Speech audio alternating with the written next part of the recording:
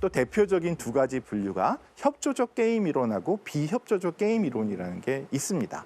협조적이라는 거는 사람은 기본적으로 친구를 돕는다라는 가정하에 하는 게임 이론이고요.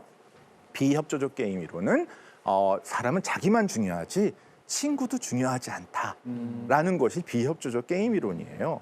어느 것이 맞을까요? 근데 오래 가려면 협조를 해야 되지 않을까요? 적이 생기면 안 좋잖아요. 그렇죠. 제가 한 가지 그냥 질문을 드리겠어요. 네.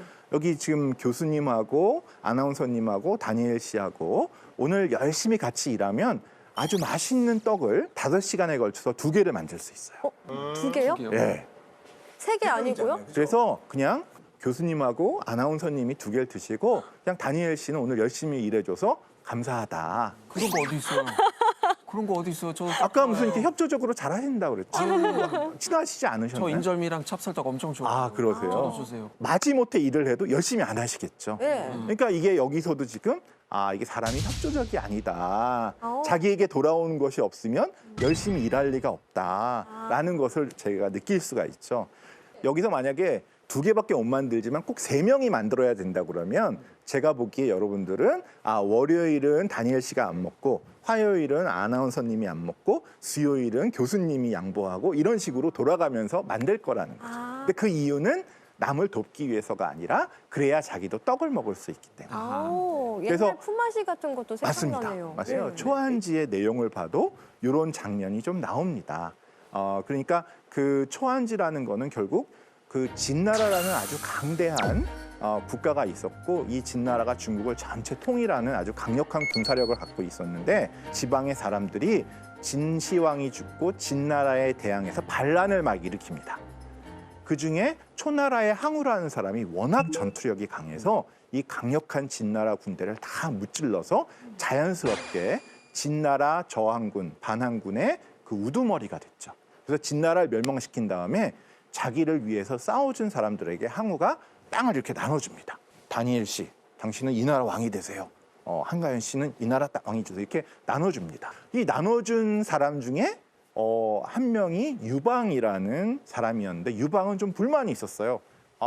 나도 좀 더 큰 땅을 갖고 내가 중국을 차지하고 싶은데 그래서 유방이 반란을 또 일으킵니다. 항우에 대해서. 그런데 유방이 이길 수 있을까요? 지금 천하를 차지하고 천하의 뭐 대부분 90%를 네. 항우가 나누어진 땅을 가진 항우의 부하들이 지키고 있거든요. 근데 그 조그만 유방이 혼자서 반란을 일으키면 금방 진압이 되지 않을까요? 네. 근데 우리가 이미 알고 있듯이 유방이 이겼어요. 아니 왜 그런 거죠? 항우가 유방하고 싸울 때 항우가 땅을 나눠준 부하들이 항우를 돕지 않았어요. 배신자들. 오히려 유방 편으로 간 사람도 꽤 있었어요. 왜 그랬을까 생각해 보면 항우가 게임 이론을 몰라서 그랬어요. 유방은 게임 이론을 너무 잘 알았고. 왜냐하면 항우 밑에서 열심히 싸워서 진나라를 멸망시키고 지금 어떤 땅을 가진 우리 아나운서님이 계시다고 해봐요. 네. 항우가 더 땅을 나눠줄까요? 더 이상 나눠주지 나누지 않을 것 거죠. 같아요. 네. 그리고 항우한테 고마우실 수도 있지만 한편으로는 내가 공을 세웠으니까 네. 받은 게 당연하잖아요. 왜 다니엘 씨한테 많이 주고 전 조금만 주셨어요? 정확히 하시네요. 그런 불만들이 되게 많았습니다. 오. 네, 똑같이 싸웠는데 땅은 제한적이고 부하는 많으니까 땅을 못 준 부하들도 있었어요. 이런 사람들 완전히 원한이 진 거예요. 등을 돌렸겠어요. 예. 땅을 받은 사람도 항우가 더 땅을 줄 수는 없는데 자꾸만 너 옛날의 은혜를 생각해서 나를 도와서 유방하고 싸워. 군사를 보내 이렇게 얘기하거든요. 근데 유방은 나를 도와주면 내가 너에게 더 큰 땅을 주겠다라고 얘기를 합니다. 그럼 제대로 사람은 과거의 은혜를 생각할 것인가 미래의 이익을 생각할 것인가. 아나운서님 너무 고민하고 계신데 네. 그래도 받은 게 있는데 좀 도와줘야 되지 않을까? 매정하죠. 예. 네. 사람의 도리가 아니지 않을까? 나에게 호의를 베풀어준 은혜를 갚아야 되지 않을까 하는 생각도 들고요. 근데 또 이제 저만 있는 게 아니라 우리나라 백성들도 있을 거 아닙니까? 나라를 이제 이끌어가는 지도자일 텐데. 네, 역사 항상 뭐 만약에라는 단어도 붙을 수는 있잖아요. 만약에 항우가 그 당시에 진나라를 차지하고 그리고 그 땅을 자기 부한테 나눠주지 않았다면, 갖고 있었다면 역사가 또 좀 어떻게 달라졌을까요? 그게 정확하게 유방이 한 방법입니다. 유방이 항우를 멸망시킨 다음에 여태까지는 땅을 많이 나눠줄 것처럼 얘기했는데 땅을 안 나눠줘요. 어머. 오히려 땅을 나눠줄 것처럼 하면서 자기를 위해서 공을 세운 부하들을 한 명씩 제거하는 거예요. 와, 진짜 믿는 토끼의 발등 찍혔네요. 그분이. 아니 어떻게 이럴 수가 있어요? 그러니까 그 게임 이론에서는 왜 믿었니? 이렇게 되는 거죠. 누가 믿으라고 했니? 이렇게 되는 거죠. 좀 네. 슬프긴 하네요. 예. 이거를 좀 현대 사회에서 좀 생각해 보면은 많은 유산을 가지고 있는 이제 아버지가 아들들에게 돈을 물려주기 전에 이제 효도를 많이 하는 착한 아들에게 더 많이 주겠다 하면서 약간 밀당을 하는 모습? 그렇죠. 네. 유산을 빨리 나눠주면 항우처럼 돼버립니다. 네. 예. 이거 최대한 늦게 줄수록 좋은 건가요? 예. 근데 뭐 그렇다고 자식을 유방처럼 제거하시지 마시고 맨 마지막에 나눠주시면 좋을 것 같다라는 생각이 들고요. 혹시 그 다니엘 씨는 사자성어 토사구팽이라고 들어보셨나요? 구팽. 뱅. 예. 아니요, 저 처음 들어봐요. 예. 우리 교수님께서 한번 이 사자성어의 뜻을 한번 말씀해 주시죠. 그 토끼를 사냥할 때 사냥개를 쓰거든요. 토끼를 잡았어요. 그러면 이 사냥개가 쓸모가 없잖아요. 그래서 토끼가 죽으면 사냥개를 버린다. 이런 뜻이 되는 거죠. 횡당한다라는 네. 그런 얘기입니다. 예. 아니, 그리고 왜냐하면 토끼를 못 잡은 사냥개는 그냥 식량만 축내는 존재니까 제거하고 싶겠죠. 그래서 유방에게 토사구팽을 당한 대표적인 인물이 한신이라는 장군입니다. 사실 유방은 전투를 잘 못했기 때문에 한신이라는 사람이 대장군이 돼서 항우를 싸워 이긴 사람은 한신이었거든요. 그런데 이제 유방 입장에서는 항우 밑에 있던 자기가 반란을 일으켜서 항우를 죽였으니까 내 부하들도 나에게 그럴 수 있다라는 생각을 해서 한신을 제일 먼저 제거하게 됩니다. 정말 그야말로 토사구팽이네요. 맞습니다. 네. 그러면은 여기서 이 사냥개는 어떻게 하는 것이 옳았을까요? 게임 이론적인 답을 드리면 토끼를 다 죽이면 안 됩니다.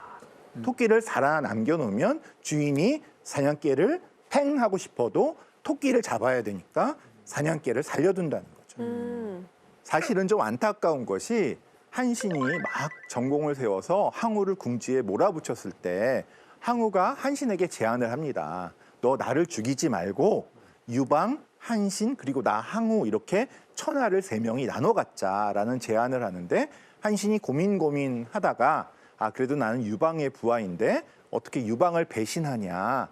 나는 내 임무가 너 항우를 죽이는 거니까 너를 죽이겠다라고 해서 사냥개가 토끼를 다 죽여버렸죠. 아이고. 네, 그때 한신이 만약에 배신까지 안 하더라도 항우를 계속 살려뒀다면 유방은 끝까지 한신을 죽이지 못했을 텐데 그거를 생각하지 못했던 것 같습니다. 갑자기 생각나는 건데 그 가끔씩 영화 장면 보면 나쁜 놈이 이제 누구를 죽이려고 했을 때 근데 사실 그 금고의 비밀번호 나만 알아. 너를 지금 나를 죽이면은 너가 달성하려고 하는 목표를 달성하지 못해 해서 살려서 막 데리고 가고 막 그렇잖아요. 그러니까 끝까지 모든 거 바로 내놓으면 안 되는 약간 그런 메시지인 거예요. 네. 그 자기가 열면 어차피 죽는 거죠. 게임 이론을 보면 백워드 인덕션이라는 게 그런 그 이론이 있습니다. 백워드 인덕션이 뭐냐면 몇 수 앞을 내다보는 거예요. 역지사지로 생각하는 거죠. 그래서 유방의 부하들은 항우가 사라지면 나에게 무슨 일이 생길까를 백워드 인덕션으로 생각을 해보면 이거는 토사구팽을 내가 당할 수 있다라고 생각이 들 거고 그러면 항우를 살려놨어야 된다라는 이야기입니다. 그럼 아까 가위바위보 할 때 가위로 이기면 1대, 바위로 이기면 2대, 보로 이기면 3대 했을 때 제가 가위를 내겠다고 한 것이 백워드 인덕션이 될 수 있고 이거보다 한 수 더 앞으로 나가면 바위를 내겠다고 하는 것이 진정한 백워드 인덕션이 되는 거군요. 가위바위보를 아무 말도 안 하고 그냥을 하면 그 백워드 인덕션이랑 상관이 없는데 일부러 이렇게 말씀하시는 분이 계세요. 나는 꼭 이번에 가위 낼 거야. 이제 그러면 이제 백워드 인덕션이 들어가기 시작을 합니다. 역사를 보면 과거는 그냥 과거라고 생각하기 쉽지만 그 과거의 일들이 어떻게 보면 지금 현재에 비슷한 거의 똑같은 일들이 벌어지고 있거든요. 그래서 인간의 삶은 어떻게 반복이 계속되기 때문에 역사라는 학문이 정말 중요하고 저희가 많은 교훈을 얻을 수 있다고 생각합니다.